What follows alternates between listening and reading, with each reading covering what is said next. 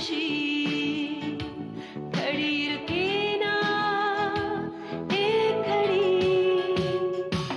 एक पल है जिंदगी, एक पल कुछ भी नहीं।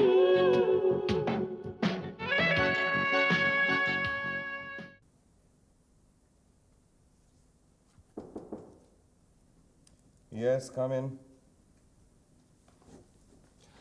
Sunil please come in. मैं जा रहा हूँ। क्यों, क्या हुआ? ये आप प्लीज कम इन वाले बर्ताव से पेश आएंगे तो फिर तो मैं जा रहा हूँ। माय डियर वेट, जानते हो तुम मेरे होने वाले दामाद हो, यानी कि सन इन लॉ। और जो आपका ये सन इन लॉ था उस पर तो आपने पानी ही फेर दिया। आपको मैं ऋतु से पहले से जानता हूँ और जो हमारा रिश्ता था वो नामी गिरामी दामाद ससुर के रिश्ते से ज्यादा गहरा था। आपको याद है हमारा कब का साथ? आपको याद है? वाकई बहुत लंबा साथ था हमारा। अब आप इसे मेजरमेंट टेप लेके नाप रहे हैं इसलिए ज्यादा लंबा लग रहा है। वैसे ये इतना लंबा है नहीं जितना गहरा है। लंबाई तो ये रिश्ता अब पकड़ेगा। तुम वकीलों से बहस करना अपनी हार को इनविटेशन देने के बराबर। ये आपको अपने इस दामाद को आपकी बेटी से शादी की रजामंदी देने से पहले सोचना चाहिए था।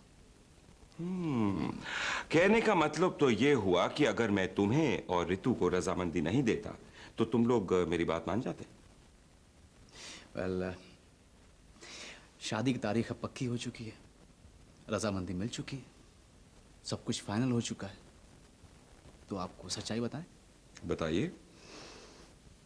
आपकी रजामंदी के बिना हम शादी नहीं करते, ये तो आपको हमने चने के झाड़ पे चढ़ा के रखा था। Anyway, tell me, mummy daddy का क्या हाल है? ठीक है।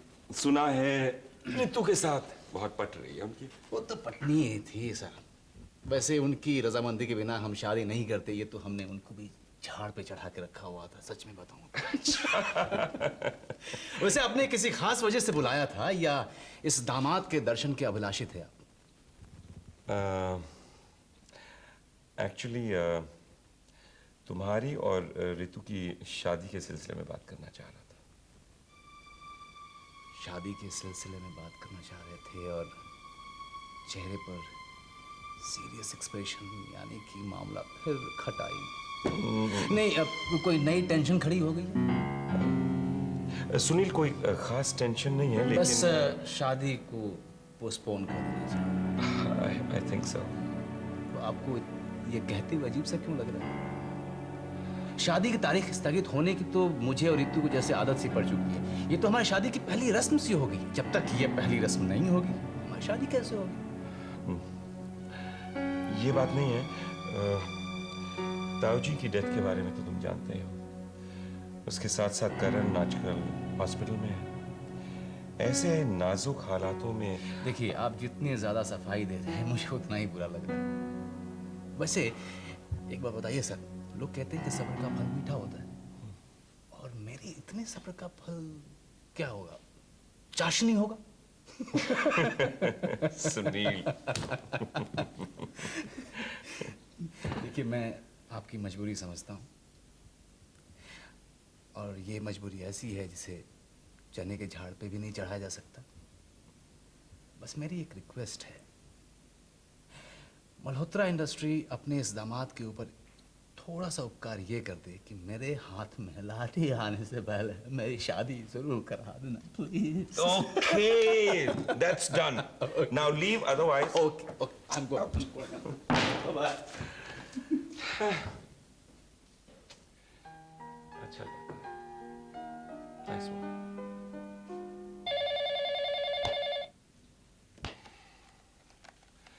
हेलो। मल्होत्रा इंडस्ट्री के चेयरमैन आप ही हैं? जी, मैं पुलिस थाने से डीसीपी राणे बोल रहा हूँ। बोलिए राणे साहब। आप इसी वक्त थाने आ सकते हैं? क्या हुआ? केस सीरियस है। आपसे इसी वक्त इंद्र कुमार मल्होत्रा की मौत के बारे में बात करनी है।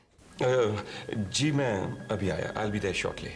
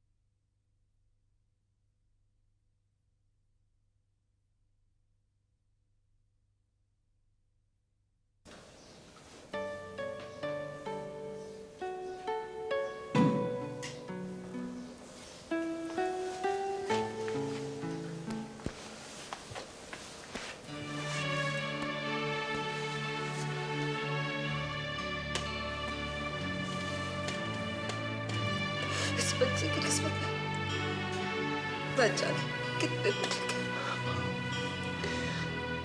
अब करण की किस्मत उसकी अकेले की नहीं बल्कि हम तीनों की है माँ।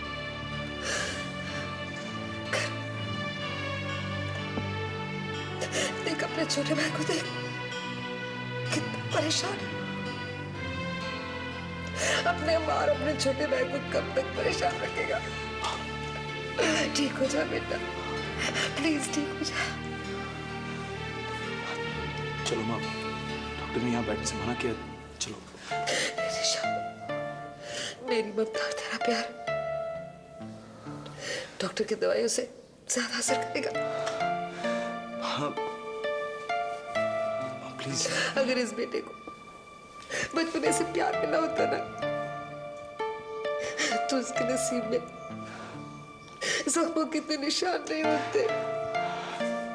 माँ चलो, इससे पहले कि कोई आकर एतराज करे, चलो यहाँ से कम। नहीं, थोड़ी देर बैठ। माँ देखो, तुम चाहती हो ना कि हमारा करण फटाफट ठीक हो जाए, तो डॉक्टर ने जैसा कहा है हमें वैसा ही करना चाहिए। इसे आराम करने दो, तो चलो।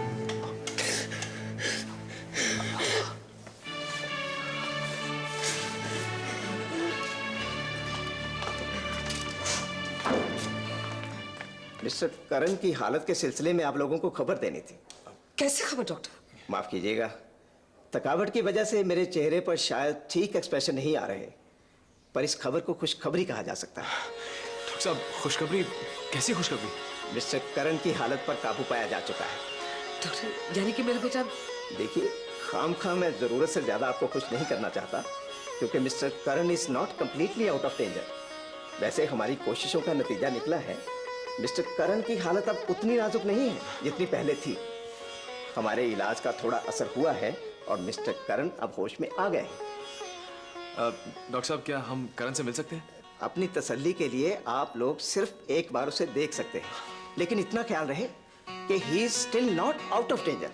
Thank you so much doctor.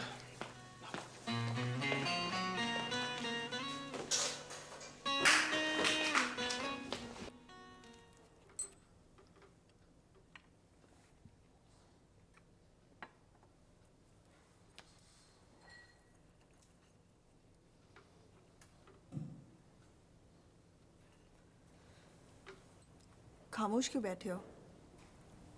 कल की बातें अभी तक सुन रहा हूँ। कुछ समझ में आया? तुम एप्लीकेशन भेज रहे हो ना? क्या हुआ? किसे, मुझे या तुम्हें? मुझे क्या होगा? तुम्हें इस दौरान जरूर कुछ हो गया है, क्योंकि तुम्हें न तो मेरी खामोशी समझ में आती है, न मेरे अल्फाज, न मेरे चेहरे के भाव, जबकि सारी चीजें शादी के पहले तुम्हें आसानी से समझ में आ जाती थी। देखो एकनाथ, शादी के बाद जिंदगी में बदलाव आते हैं, जिनके मुताबिक हमें अपनी जिंदगी रहन सहन में तब्दीलियां लानी पड़ती है। ये बात तुम धीरे धीरे समझोगे। तो जल्दी से समझा दो। एकनाथ, पहले ये घर तुम्हारे लिए एक छत, या ज्यादा से ज्यादा एक छत और एक किचन हुआ करता था, जहां तुम सुबह के निकले, रात को आते थे और आते ही सो जाते थे। इससे पहले कि इस मोहल्ले में मौजूद परेशानियां तुम्हें घेरे, तुम काम पर निकल जाते थे और तब लौटते थे जब ये परेशानियां दिखाई नहीं देती थी। शायद ही तुमने मेरी तरह यहाँ एक पूरा दिन गुजारा होगा। पर तुम्हें अपना गुजारा यहाँ इसी माहौल में, इसी मोहल्ले में और इन्हीं परेशानियों के बीच करना होगा। लेकिन जबरदस्ती अपनी जिंदगी कीचड़ में ढकेलना कैसी जिद है? जिद नहीं, जुनून है। और ये कीचड़ नहीं, मेरे उसूल और मेरे आदर्श हैं, और मैंने ऐसी जिंदगी अपने लिए चुनी है। और तुम्हें मालूम था कि तुम किस घर में शादी के बाद जाने वाली हो। रहने के बाद मुझे पता चला कि इस जीने को जिंदगी नहीं कहते हैं। और जो रास्ता तुम बता रही हो, अगर मैं उसमें चलता हूँ तो मेरे उसूलों और आदर्शों का गला घुट जाएगा। और अगर मुझे इन उसूलों और आदर्शों के साथ रहना पड़े तो मेरा दम घुट जाएगा। हेलो देविका। हेलो। मेरे बारे में सोच रही थी? जी नहीं। तो बोलो, सोचने का क्या लोगी? फिलहाल मैं मजाक के मूड में नहीं हूँ। तो अभी तुम किस मूड में हो ये बता दो, ताकि मैं तुम्हारे मूड के मुताबिक गुस्ताखी करूं। मैं अकेले रहने के मूड में हूँ। तो फिर मैं जाऊं? अगर चुपचाप बैठ सकते हैं तो बैठ जाइए, अगर नहीं बैठ सकते तो चले जाइए। चलता। क्यों? 5 मिनट चुपचाप बैठना बहुत मुश्किल हो रहा है। तुम्हारा बिहेवियर झेलना मुश्किल हो रहा है। आर्यमन, डोंट बोर मी। मेरा मूड वैसे ही खराब है। बाहर बजाएं तुम्हारे मूड्स। किस तरह बात कर रहे हो तुम? तुम किस तरह से बात कर रही हो? मैं तुम्हारे यहाँ भीख मांगने नहीं आता हूँ। मैं आता हूँ तो मुंह बना लेती हो तुम, मैं बैठता हूँ तो मुंह फेर लेते हो तुम।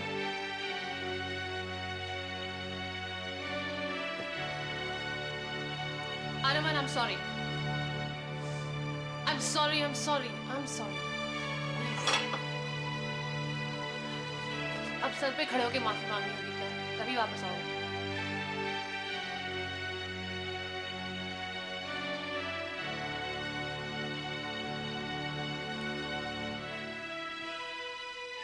अपने चेहरे पे थोड़ा अपनापन ले आओ, मेरे लिए वही काफी है।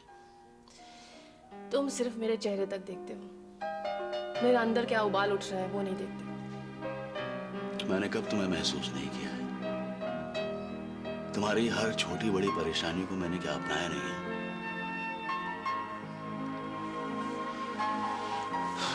अच्छा बोलो, क्या परेशानी है तुम्हें? कुछ परेशानी नहीं है, मैं जिंदगी से उकता गई हूं। अचानक जिंदगी के कोई मायने नजर नहीं आते। पीछे मुड़ के देखती हूँ तो कुछ साल चाहतों में गुजार दिए, कुछ आंसुओं में, कुछ नफरत में। क्या करूं अब? मुझसे शादी करोगी? आर्यमन, जब तक मैं अपनी जिंदगी को कोई मायने नहीं दे देती, मैं शादी के बारे में सोचना नहीं चाहती। जब भी शादी की बात होती है तो मैं हर बार कोई ना कोई बहाना मिल जाता है। पर मुझे जाना है देविका, लंदन, बिजनेस संभालना है। मैं यहाँ ज्यादा दिन नहीं रुक सकूंगा।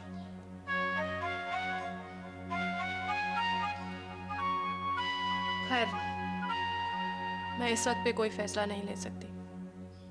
तुम्हें जो तय करना है तुम कर लो, मुझ पे दबाव मत डालो।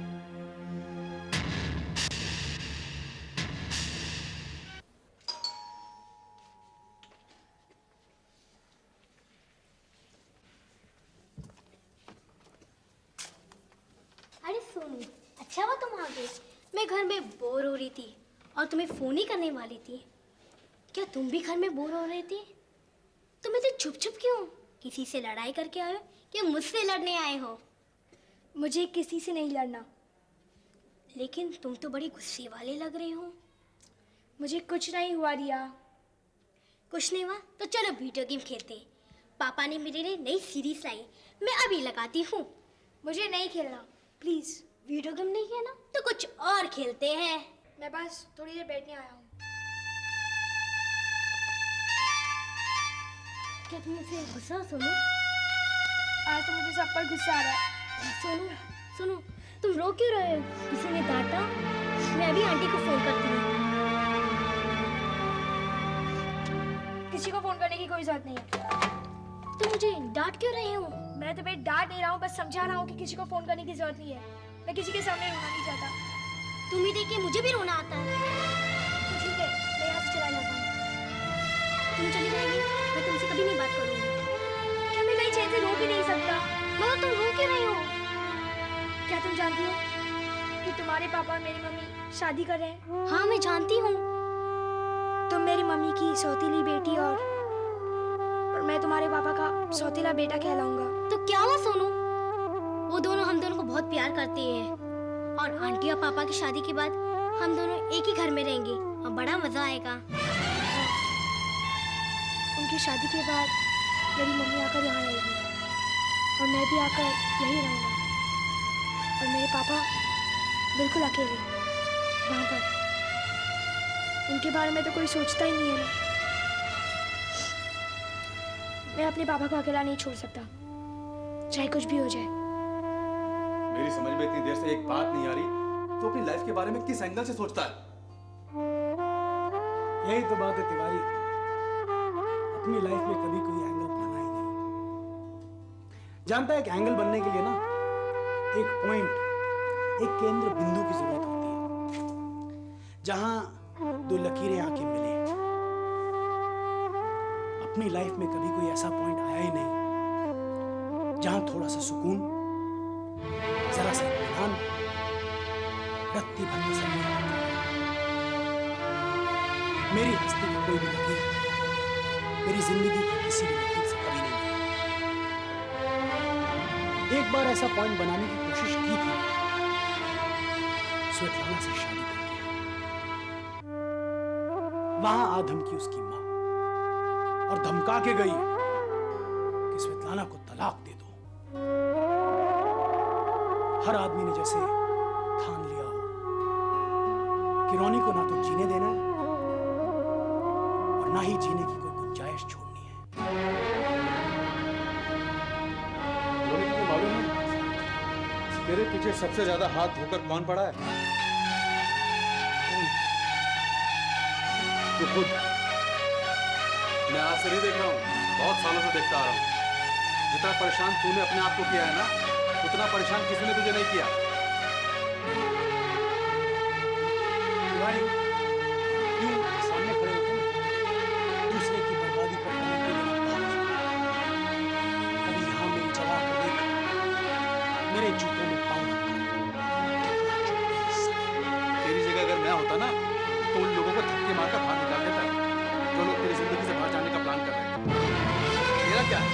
तूने तो उस घर को, अपनी लाइफ को कुएं में मंडक होता है, जब तू अपना घर बना लेता है, तूने कुआं बना लिया, समझे? अच्छा दुनिया को इसमें देखता है। दुनिया में नए लोग नहीं है, नया रास्ता नहीं है। अरे अपनी लाइफ को नई डायरेक्शन दे दो।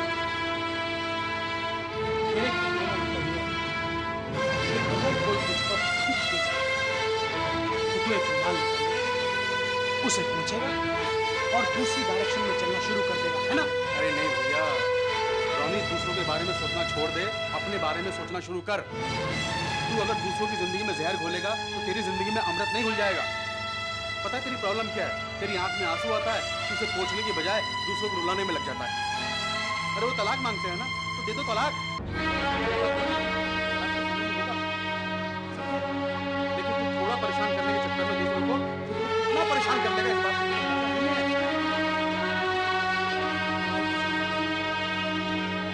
शादी की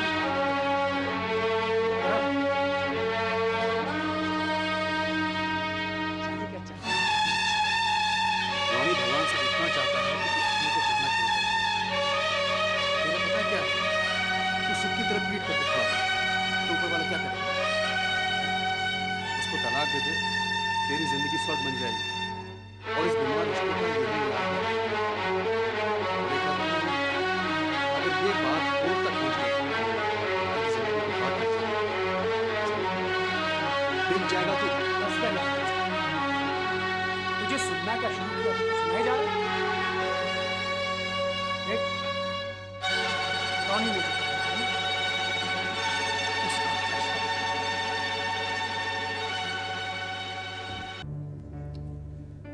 ये सचमुच तेरी नाइंसाफी कहलाई जाएगी। अगर मेरे बेटे को कुछ हुआ, मैं जानती हूँ मैंने बहुत सारे पाप किए, मैं गुनाहगार हूँ, लेकिन मेरी सजा मेरे बेटे से वसूल मत कर भगवान। तुझसे क्या छुपा है? तू तो जानता है मेरे उस बेटे ने अपनी माँ का जुल्म सहा है, अपने बाप का अन्याय, और अब तेरी नाइंसाफी